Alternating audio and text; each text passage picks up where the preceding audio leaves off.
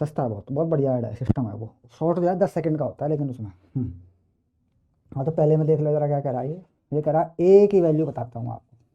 ए की वैल्यू 10 बताता हूँ और कंपोनेंट के लिए थीटा देता हूँ 30 डिग्री। ओके, तो इसके कंपोनेंट मुझे बताइए। तो यहाँ से होता है ये ए की वैल्यू है ना, तो ये ए cos 30 होता है और ये ए sin 30 होता है, पक्का।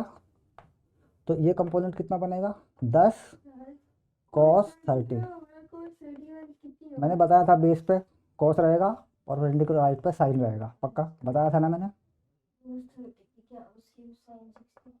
तो इसकी वैल्यू होगी √3/2, तो ये हो गया 5√3।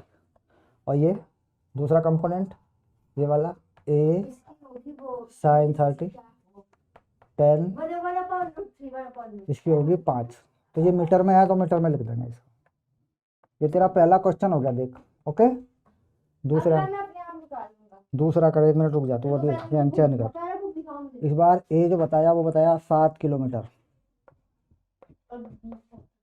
एंगल बताया 60 डिग्री। तो इधर हो जाएगा 7 cos 60, इधर हो जाएगा 7 sin 60।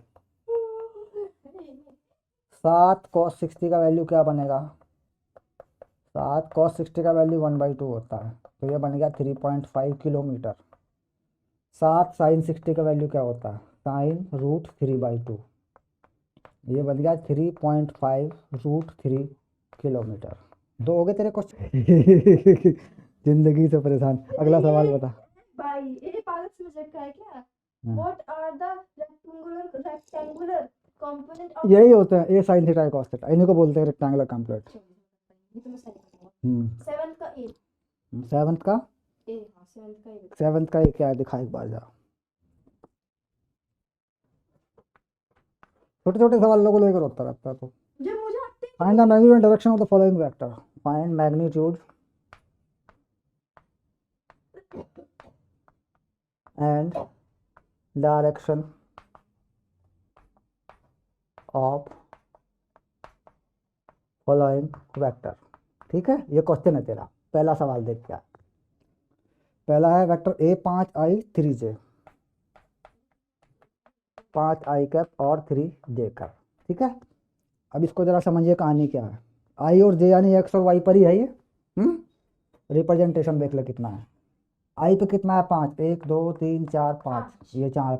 जे पे कितना है 3, 1 2 3, ये देख ये चला गया यहाँ, ये वेक्टर है, ये वेक्टर है ये।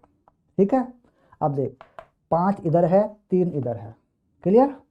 इस तरफ नो 5 इस तरफ है। इसका ये कंपोनेंट क्या है, ये है a cos थीटा, थीटा यहाँ पे आ जाएगा और ये है a sin थीटा, पक्का। तो a cos थीटा ये हो गया 5, ये हो गया a cos थीटा और ये हो गया a sin थीटा।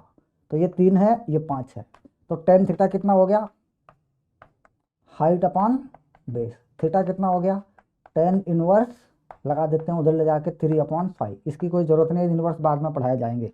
वेक्टर का मैग्नीट्यूड क्या हुआ करता है, वेक्टर का मैग्नीट्यूड क्या हुआ करता है, 3 स्क्वायर 5 स्क्वायर अंडर रूट। कितना बन जाएगा ये 25 और 9